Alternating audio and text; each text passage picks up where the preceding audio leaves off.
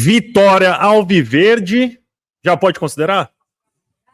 Olha, vou te falar, não acabou ainda o Choque Rei, tá com 94-41, o juiz deu 6 minutos de acréscimo, mas tá 3-1 pro Palmeiras e elas estão descontroladas. O Palmeiras vence o Choque Rei por 3-1, joga bem, com bola no chão, sofreu, a gente vai falar um pouco disso também com vocês.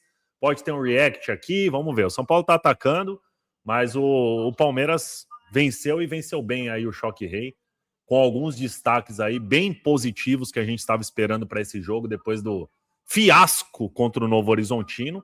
E vamos falar com vocês. Boa noite, rapaziada do Entre Linhas. Boa noite, palmeirenses, alviverdes do Entre Linhas. Não se esquece, tá chegando agora? Já deixa o like, já se inscreve no canal, já compartilha com seus parceiros também. Quem quiser ajudar, Pix do Entre Linhas, tá? Canal entrelinhas.2025@gmail.com. A gente tá arrecadando aí, claro, para pagar aí e continuar fazendo essa transmissão aí para vocês sempre, tá? Palmeiras vem agora no contra-ataque, mas não vai dar em nada, não. Bom, 95-40, falta vir e acabou. Palmeiras vence o Chu! A São Paulo. São 10, hein? São 10. Vem aqui, Jaca. São 10 jogos sem perder para o São Paulo. 10 jogos sem perder, tá bom? Então, mais uma vitória do Palmeiras. Palmeiras bem, Marlon Freitas aparecendo ali, um dos melhores em campo, tá? Vamos começar a destrinchar esse jogo aqui com vocês, rapaziada. Palmeiras começou o primeiro tempo sofrendo. São Paulo tá passando ali, ó. Olha lá, vai mostrar. Olha lá, a criança correu. E o Palmeiras começou o jogo. Hoje a gente tá feliz, né? Graças a Deus, Palmeiras. Obrigado por esse sábado maravilhoso, né? E final de semana maravilhoso também, né? Deixa eu desligar a TV aqui. O Palmeiras começou sofrendo, cara. Por incrível que pareça, aí o resultado 3-1, mas o Palmeiras no começo do jogo ali, com 3 minutos, inclusive, logo uma cabeçada do Luciano, que passou raspando ali, o Carlos Miguel pulou na bola, né? Estava na bola, mas muito perigosa já, cara. Então, assim, o São Paulo começou melhor que o Palmeiras. O primeiro tempo do São Paulo, em grande parte dele, vou te falar, até a parada técnica um pouquinho depois, foi melhor que o do Palmeiras, tá? Mas o Palmeiras muito reativo, né? Então, assim, deu a bola para o São Paulo em grandes momentos, sabe que o São Paulo sofre na questão de marcação, né? E foi assim que o Palmeiras achou os gols e os principais lances, né? Então, assim, mas o Palmeiras muito efetivo. Isso é muito importante, né, rapaziada? Além do Palmeiras ter jogado com bola no chão, por isso que eu falo, às vezes não é sempre instrução, às vezes é falta de qualidade de quem tá em campo, e às vezes é um próprio vício do jogador, né? Como eu falei no último jogo, acontece com o Gustavo Gomes direto, por exemplo, né? O Palmeiras, com o Gustavo Gomes, muitas vezes o Gustavo Gomes começa a dar chutão assim, não dá para entender. Tem opções no meio campo, tem opções na lateral e ele dá um chutão, cara. Então, assim, às vezes não é nem a questão de instrução do próprio técnico, né? Mas é uma coisa que a gente pediu, né, rapaziada, no último jogo. Além de jogar bem, na verdade, além de vencer, jogar bem. Isso era o mais importante hoje. E o que aconteceu, tá? Não foi uma partida perfeita do Palmeiras, tivemos algumas falhas aí impactantes, né, que a gente precisa se atentar, mas já se atentamos no primeiro tempo e o segundo tempo melhorou muito, tá? E, pô, eu vou falar, cara, eu até anotei aqui, ó. Com 5 minutos de jogo, o Luciano já tava dando chilique. Com 5 minutos de... assim, ó, a gente fala muito da arbitragem, a gente fala muito de várias coisas, né? Tem que profissionalizar, tem que ter especialização e tudo mais, mas os jogadores não se ajudam, cara, é impressionante. Com 5 minutos de jogo, o Luciano tá dando chilique no meio do campo. E sabe o que é reflexo disso? O técnico, né? O São Paulinos vem, né? Nossa, porque o Abel é chiliquento, porque não sei o quê. O Abel, ele reclama muito, mas você não vê o jogador do Palmeiras dando chilique que o Luciano dá, não. Porque ali falta controle emocional, cara. Ali, sei lá, precisa de uma ajuda. E aí o técnico lá fora é outro, também fica apontando pro escudo de São Paulo. Pra mim, você não dá nada. Chiliquento. Esse Luciano é insuportável assistir o jogo dele. Assim como é do Hulk do Atlético Mineiro, né? Cara, e aos 8 minutos o Palmeiras acha o gol. Acha o gol, não. O Palmeiras constrói o gol. E como constrói? Pressionando a saída de bola do São Paulo. Então, com o Andrés e o Flaco ali, eles recuperam a bola, rolam para o Maurício, e o Maurício, numa felicidade tremenda ali, acerta um belo chute de pé direito. Para mim, tá? Defensável. Eu acho que o goleiro do São Paulo pulou antes. E o campo sintético, obviamente, ajuda, né? Porque a bola é mais rápida. Então, eu acho que o goleiro do São Paulo pulou antes. e depois não conseguiu chegar na bola, né? Porque não adianta você deitar no chão e ir se arrastando para a bola, né? Então ele perdeu ali o timing, eu acho, né? Mas 5 minutos depois o Palmeiras sofre um empate, cara, numa falha bizonha da zaga do Palmeiras, tá? Cruzamento ali, escanteio, né, do São Paulo, e vai o Marlon Freitas com o Fux, salvo engano, disputar a bola com o Arboleda consegue ganhar dos dois no alto e deixa o Bobadilha sozinho para fazer o gol. E a terceira falha, né, foi do Carlos Miguel. Para mim, uma bola defensável, tá? Uma bola defensável. Tanto que o Júlio até comentou no grupo, ele chegou na bola. Ele falhou, né? Ele chegou na bola, mas ele falhou. Então, foi isso que aconteceu, tá? Dali para frente, o São Paulo criou mais um lance aos 18 minutos com o Tapia, onde ele recebe um cruzamento da esquerda, e aí vamos falar do setor defensivo do Palmeiras lado direito no primeiro tempo.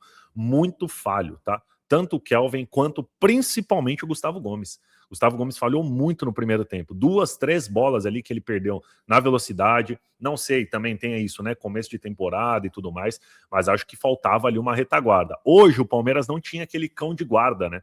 O Palmeiras não tem aquele número 5, né, que a gente espera. Então, por exemplo, o Luiz Pacheco pode ser esse número 5, a gente espera outra contratação aí, talvez um Fabinho no futuro próximo e tal, mas hoje o Palmeiras não tinha esse cão de guarda. Para botar Emiliano, não bota ninguém. Né, o Emiliano entrou ali no final do jogo e tal, mas pelo amor de Deus, né, não bota ninguém. Bota o Larson, qualquer um assim, mas não bota, tá? E o Palmeiras começou o meio do campo ali com o Marlon Freitas, com o Andréas, com o Alan e com o Maurício, né? Então o Palmeiras não tinha aquele cão de guarda, né? Aquele cara que fica correndo ali atrás, como eu e o Hélio, a gente sempre lembra do Pierre e tal. Então o Palmeiras não tinha esse cara, o Zé Rafael e tudo mais. Faltou isso no Palmeiras no primeiro tempo. E o Palmeiras pecou muito ali na marcação no primeiro tempo no lado direito. No lado direito do Palmeiras, né? No lado esquerdo do São Paulo. Foi ali que o São Paulo fez o gol. Foi ali que o São Paulo achou essa bola que o Tapia perdeu o gol, né? Perdeu o gol de fato aos 18 minutos.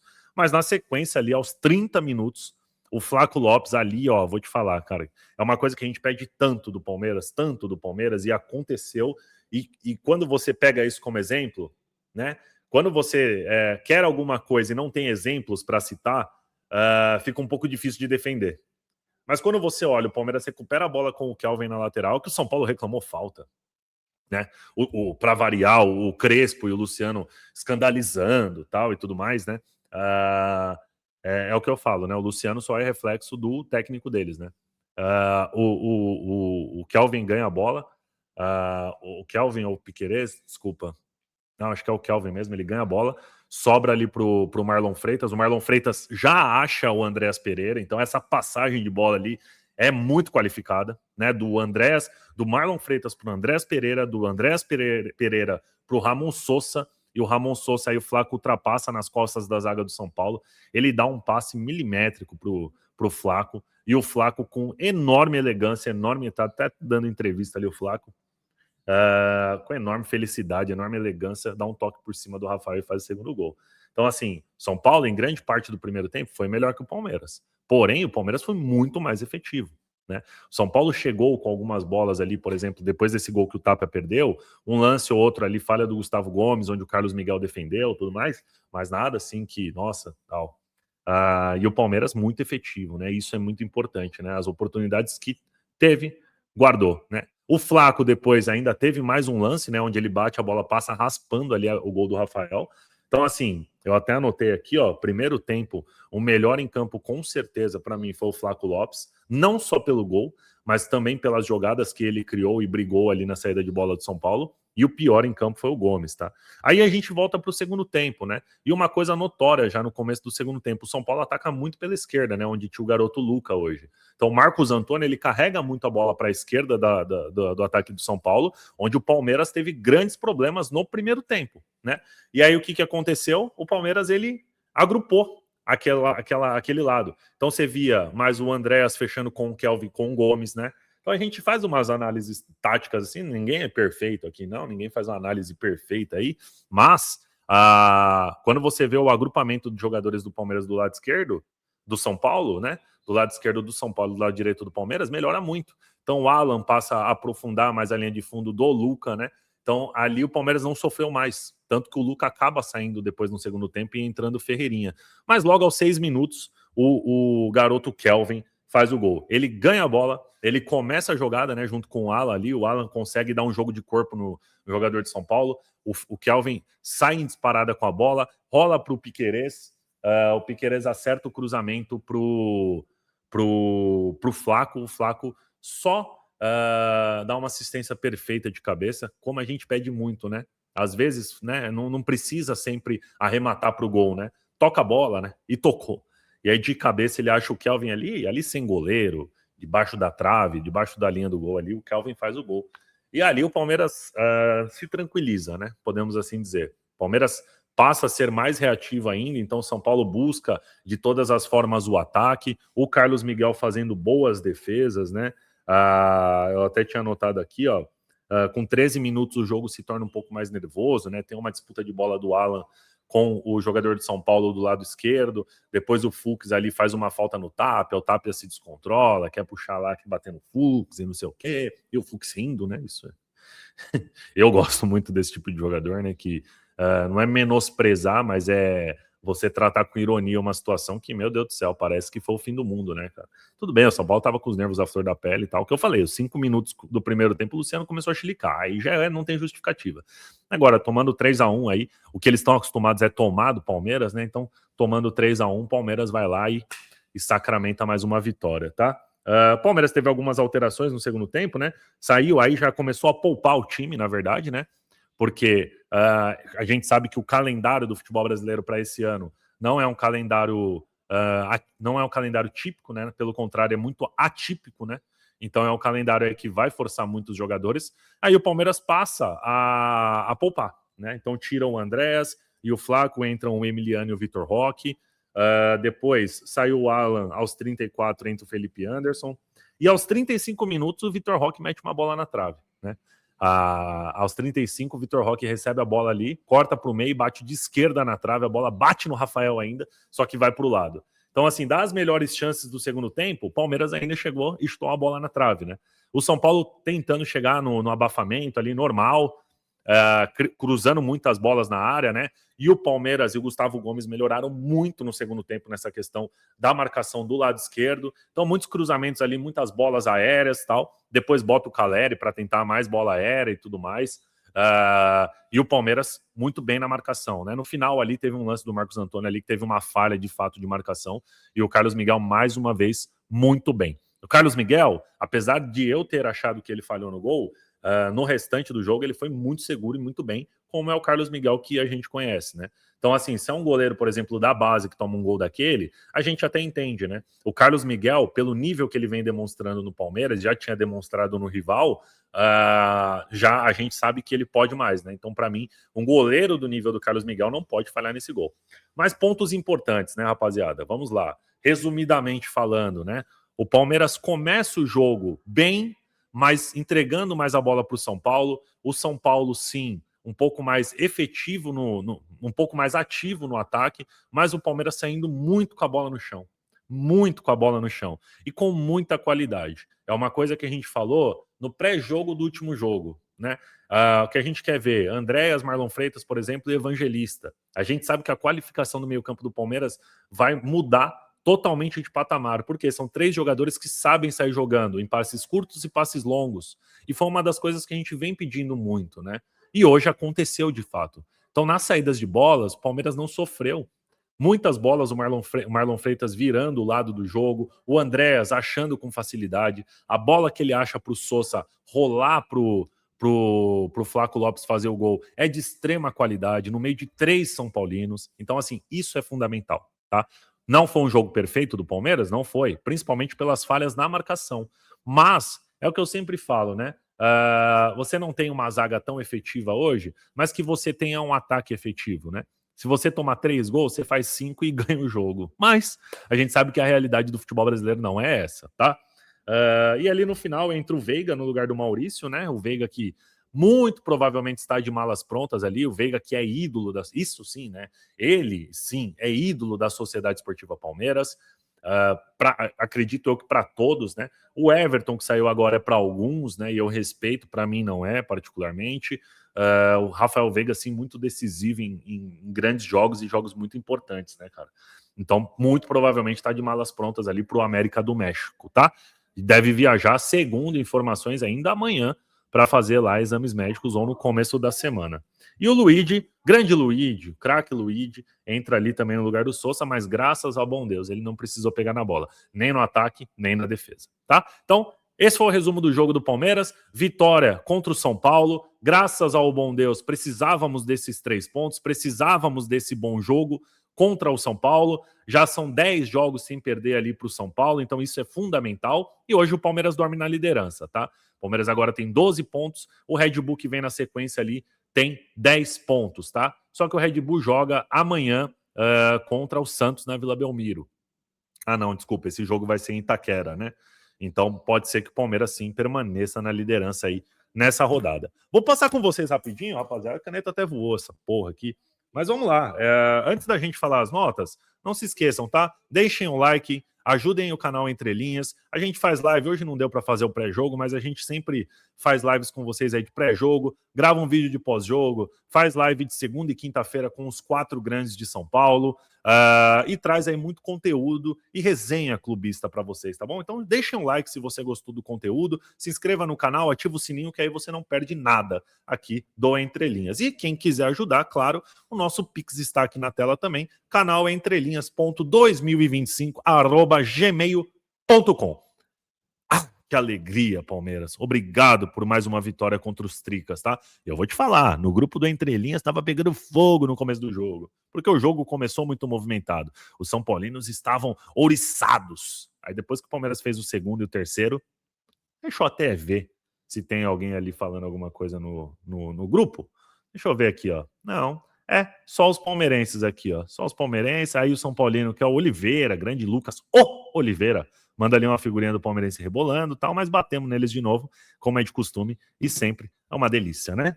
Vamos lá, notas, rapidinho, tá, rapaziada? Vamos começar aí pelo Carlos Miguel. Carlos Miguel, pela falha no gol, tá? Pela falha no gol. Hoje eu vou deixar o Palmeiras na média 7, tá? Na média 7, porque eu acho que o time como um todo foi bem, tá bom? Então quem tiver abaixo disso é porque foi muito mal, e quem tiver acima disso realmente mereceu, na minha opinião, tá? Então vou começar pelo Carlos Miguel. O Carlos Miguel, apesar de ter falhado no gol, sim, ele pegou ali chutes importantes, né? Se a gente até olhar aqui, ó, finalizações no alvo do São Paulo tiveram 6, né? Então foram 5 defesas ali do Carlos Miguel, tá? E aí eu vou colocar ele com nota 8, beleza?